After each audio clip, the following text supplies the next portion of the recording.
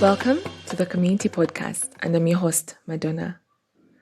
This is our final episode on the season that has covered climate philanthropy. We are joined by Dixon Bahandagira, all the way from Uganda. He is a climate justice activist and environmentalist. He's currently running a 1 million tree planting campaign, among so many other things that he's doing to address the climate challenge. Tune in to learn more about his journey and the work that he's doing in the Ugandan context. So, welcome to the Comm-UNITY podcast, Dixon. I've heard about your work through social media and through a colleague who first mentioned it as we organized the Gathering of Givers, about someone that was doing the 1 million tree campaign. But before we get into all of that, do you mind introducing yourself to our listeners? Yeah, Dixon Bahandagira. I'm a philanthropist, a climate justice activist, and environmentalist from Uganda. I'm the data coordinator for Dandelion Hub, African region. Dandelion Hub is a central platform that reports data, information about climate change, democracy, and a livable future for everyone. I'm the founder of Rise Up for the Future, and I volunteer for Greenpeace Africa, Fridays for Future, and Rise Up movement. Thank you. Thanks for that. I'll call it a heavy introduction. There's a lot that you're up to, but I know that it's definitely impactful. Could you take us to the genesis of your journey in the work of addressing the climate challenge? Was this already something that you had at heart? Was there a light bulb moment where you decided to take action? How did you get into this work? If you call it work, it could be a passion, a life's purpose. Yeah.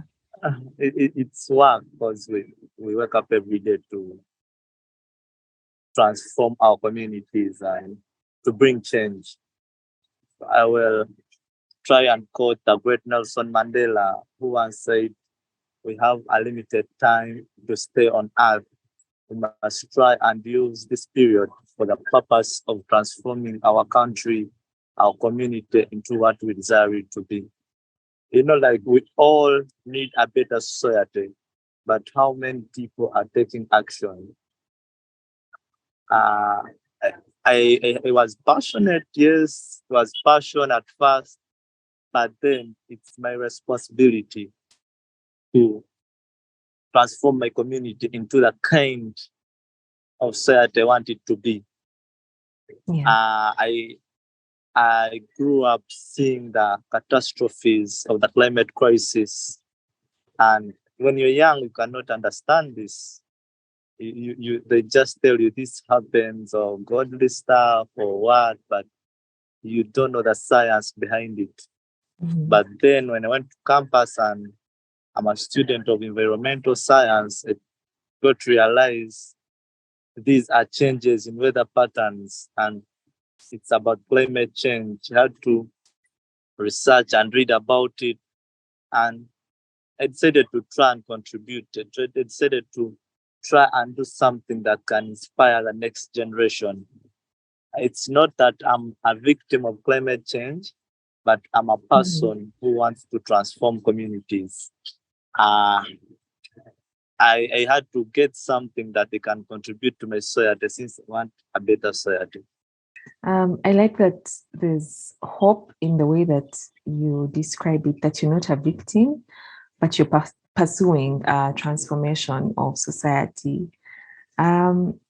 What should I call it, a metaphor? What would you use to describe your work so far around climate? Maybe a metaphor, a figure of speech, some comparison you can make for someone that is not yet actively involved in this work. How would you describe it to them? Oh, not like it's about SDGs, the Standard Development Goals. Everyone deserves a clean, water, clean air environment, whereby my work is it's like volunteering or doing something that can bring change. What they can say is contributing something to the society. Like you have to come out of your comfort zone and do something, not expecting money, not expecting what, but expecting change and a livable future for people. Like it's about inspiring the next generation. It's about doing something that will create change. And we Yeah. need everyone to join that, no matter the kind of job you're doing, no matter your profession. All we need is a better future for everyone, preparing for the next generation and helping the most affected people in our areas. True. True. We need as many hands on deck for this one. What would you describe as like the top 3 challenges that you've encountered going about this work? I know that it's the kind of work that maybe you need a lot of optimism because some of the results you may not be here to see, but you're here to see the negative impact, which can also be daunting. But in your experience, what are the top 3 maybe challenges that you've encountered going about this work?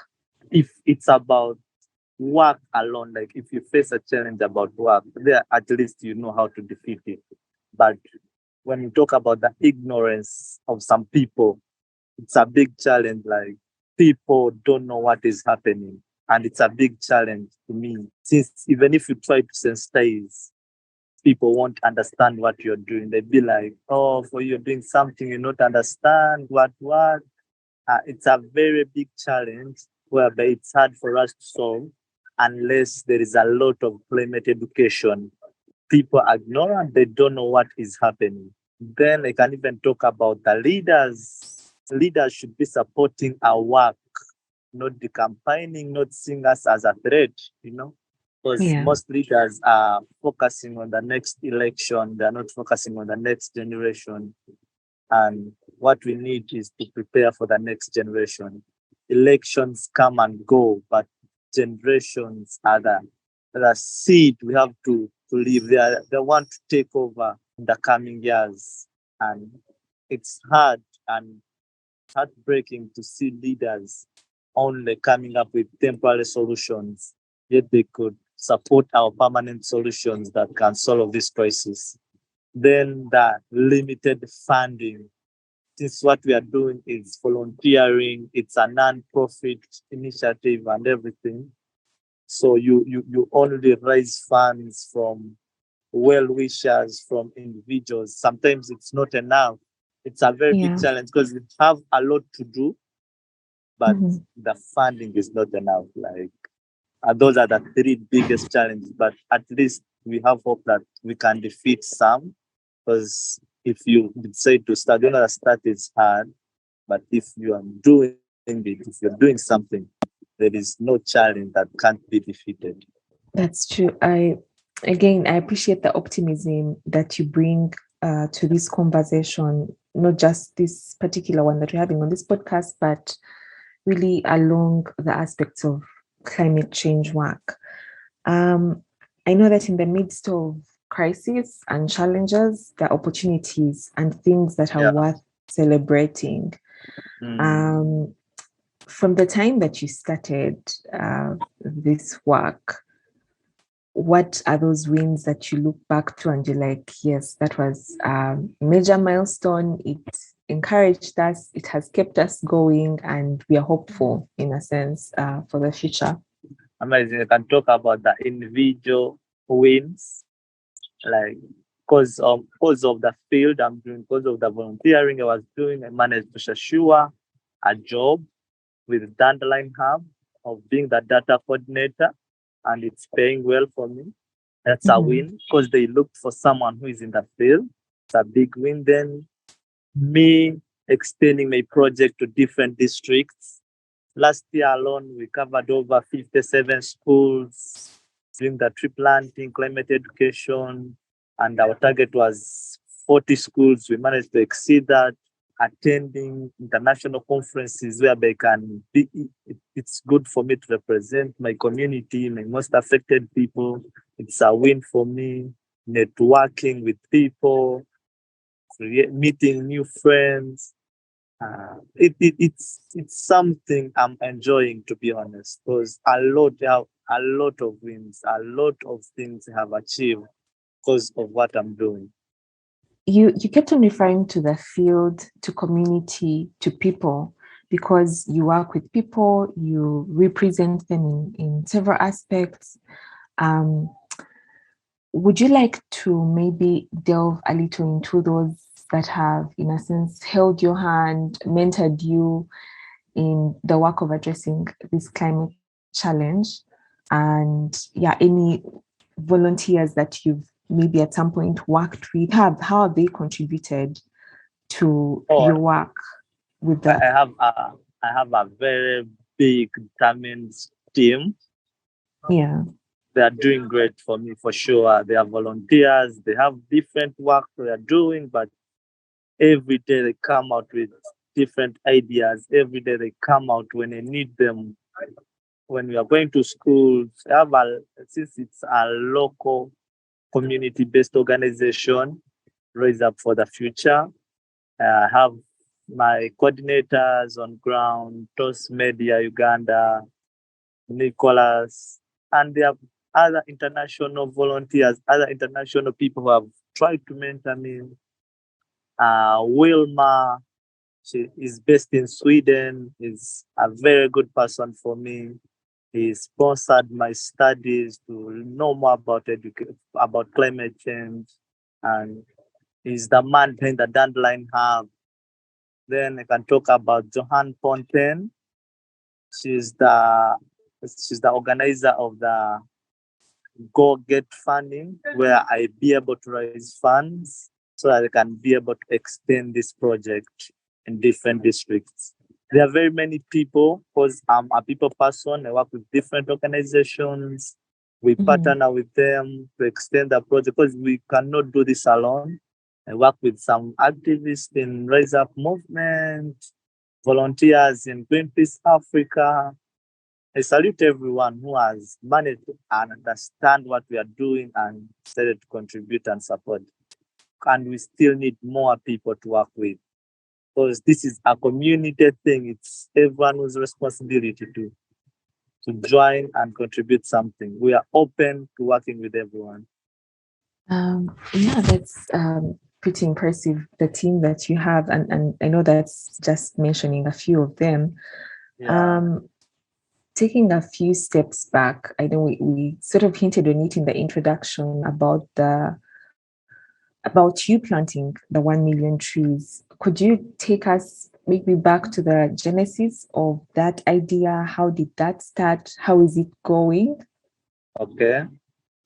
I feel good because if people knew the journey, how this great initiative started, like I was first an online activist whereby I could champion for different projects, different cause. But then at some point I was like, we need actions. You need to do something on ground that will inspire the next generation. And this is my second great project, like big project. My first project was to extend safe water to the community. We constructed a lot of boreholes. We gave out tanks to the people. Then the solvating machines for safe water. Then that project was a success, and I decided to come up with something that will extend my work more. Like I really wanted to be in schools and carry out climate education because the 1 million tree planting campaign is not just about planting trees. A lot is being done. This is the bigger picture, like planting trees, but we do climate education. We support students, great students who want to study. Then we create opportunities for other people and transform the community in different ways. We try to organize the community. We try to empower women. It's a big project that started in 2019. We launched it in 2019 after sitting up with a great team of members. This was something we decided to do, and it was hard at the start. Remember, you have to buy trees, it's expensive. You have to cater for transport, per diem for people you're working with. The volunteers need something at the end of the day. Yeah, we started small. We launched it in one of the schools in Fort Potro, St. Peter Primary School. And the first day, yeah, it went on well because remember it was a global strike day. Like Yeah. in every country was striking for climate crisis, and we wanted to change the narrative of just striking, and we wanted people to do something on that day. That's the genesis of the 1 million tree planting campaign. We saw like one of the easiest way to combat or mitigate the climate crisis is through tree planting. It was easier for That's us to come up with that because it's not too expensive like overcoming the fossil fuels, or this takes time. But if we decide to plant trees, trees can help absorb the greenhouse gases from the atmosphere. At least that one scientifically is clear, and we are in a good country whereby we need to protect our nature, and trees can easily grow and contribute what we really want them to contribute.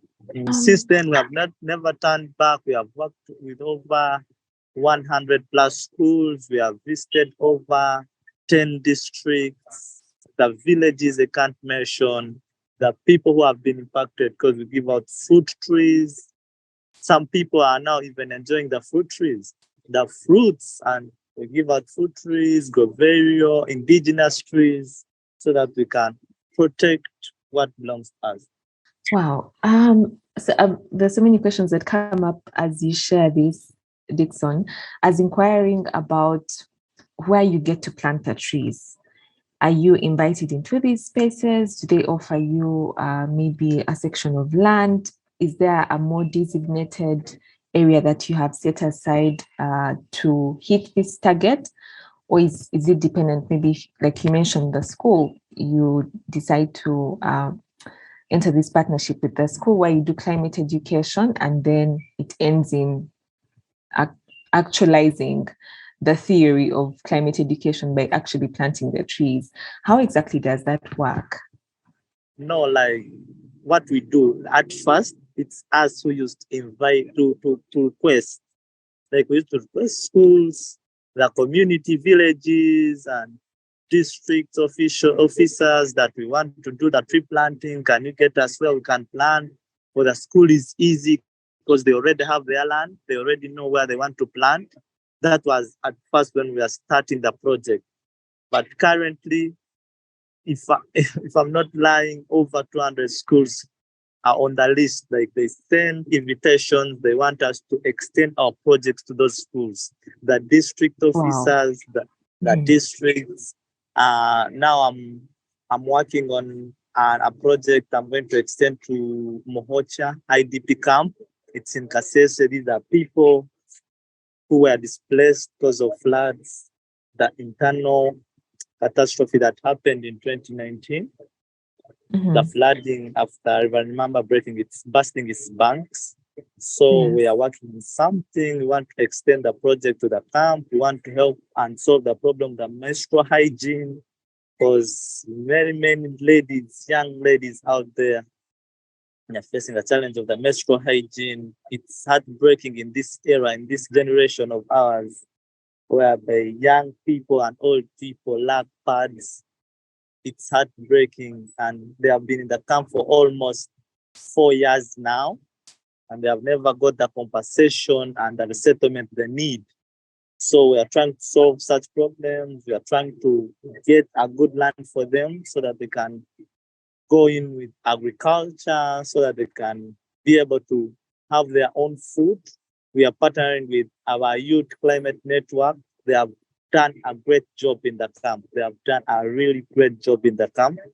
And I would like to recommend you to try and hear their stories. And I'm inviting anyone who is ready to join us. We are going to the camp this coming month. Oh, okay. Wait, a date set for that in case a listener would like to jump in on that? Yeah, we are having the last meeting tomorrow. By tomorrow, Okay. everything will be set for us to set that date and everything. We are calling people to join the camp. These are neglected people, like and they're Ugandans, and we really have to stand with them. We really have to solve because these small actions matter. That's very true. Where else can they find this information about the work that you're doing? Is there a particular, because you mentioned a couple of organizations, is there a Yeah. particular maybe Twitter page, social media that we need to look out for the dates for this camp? Oh, yeah, yeah. Like I be For the sharing field on my visit, platform. rather. Yes. I be sharing on my platform at Bahandagira D on Twitter, Dixon Bahandagira on Facebook, and Dixon Bahandagira on Instagram. Then you Oh, can look okay. for the Aba Youth Climate Network. They always share their projects and they are doing amazing work. Like they inspire the next generation, these boys. They have since 2019, they have been in the camp helping out people. They established a school there. It's something like we should always give credit. We are not the only change makers. There are great people out there doing great work.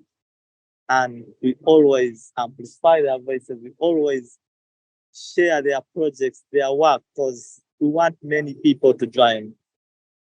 I think that's it's a great initiative because so many times you sit in a position where you don't have all this information and it's not clear who is doing what or even the magnitude of the work that communities, collectives, individuals are doing to address this challenge. So I think that's why it's important to have conversations like this to learn about all the work that's actually happening on ground. And it's very inspiring up until this point. Not up until this point, but really, yeah, it is inspiring. Are there, you've traveled several countries. You have also worked here in Uganda as you work towards addressing this challenge. Are there any special ways or any differences you see between the way Uganda tackles the climate challenge versus other places that you have been in? Ah, like Uganda, we are a low developing country and we are in the global south. If I'm to discuss this, I will discuss it in the concept of the global south and the global north. Because at least I've got the opportunity to be in the global north and the global south. I know Sure, what is sure. happening. Like in the global south, we contribute less than 4% of the global emissions. And everyone knows that. But we are facing the most brutal impact as a result of climate change. We are on the time bomb. We are already feeling the impact. And our economy cannot like stand on the catastrophes that are happening on the crisis. We have a weak economy, like in the global south. And the biggest challenge is we don't think climate change is the biggest problem in Africa or the global south because we really have other problems like unemployment, the poor education system, insecurity. So we think climate change is not the biggest problem, but our economy cannot stand it. We don't have the capacity to defeat this crisis. And unlike the global north, they are big economies. They can come up with solutions. And that's why we always champion for the loss and damage finance, whereby we need it in form of a grant, not in form of a loan. So Uganda alone cannot defeat this crisis because we have other challenges, we have other problems, bigger problems than the climate change itself at this point. But we are feeling the impact, and it will be hard for us if we don't defeat it now because we still have time. We are the first generation to feel the impact of climate change and the last who can do something about it. If it's not us, Mhm. then nothing will reverse this. Nothing. We cannot defeat the 2 point something temperatures if we don't keep the 1.5 degrees alive. Wow. As we come to the end of this conversation, are there any final thoughts you'd like to share with our listeners? You've shared a lot, but any parting shots, any call to action that you have in mind for our listeners? Yeah, I would like to communicate to everyone who will be able to listen to this podcast that we are not enough and the small actions will always matter. No matter the profession you do, no matter what you do, you need to think about the next generation. We are giving birth. We have kids. Others we already like other people already have kids. Other people are married, and we are planning of giving birth. But which kind of environment are our kids going to live in? What are we doing in order for our people, our kids, our next generation can be in a better and safe place? Like actions, it's about action, no matter the type of action you're doing, but as long as you can act, we should not wait for other people to act. It's us to act. It's us to inspire other people. It's us to share and contribute.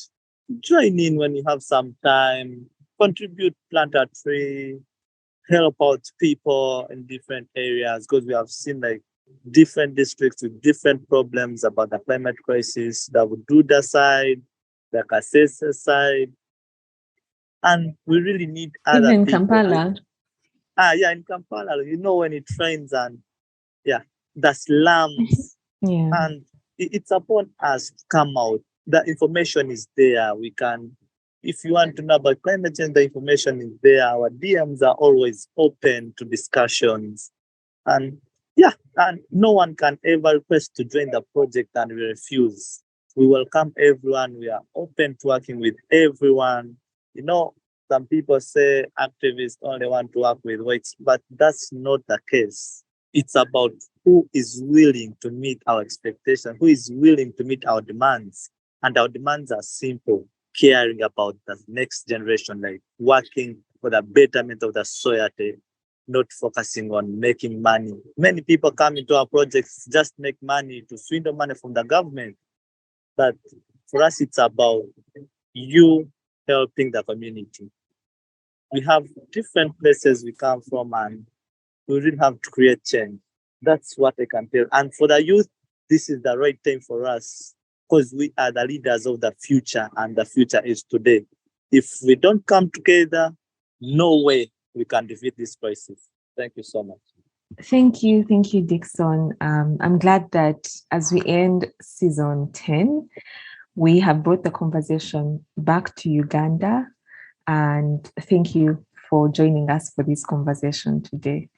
My pleasure, because I always want to share my story, always want to share what we are doing so that we can inspire other people to join. Like we need 1 billion of activists to defeat this crisis. That's true. They say the harvest is plenty, the laborers are few.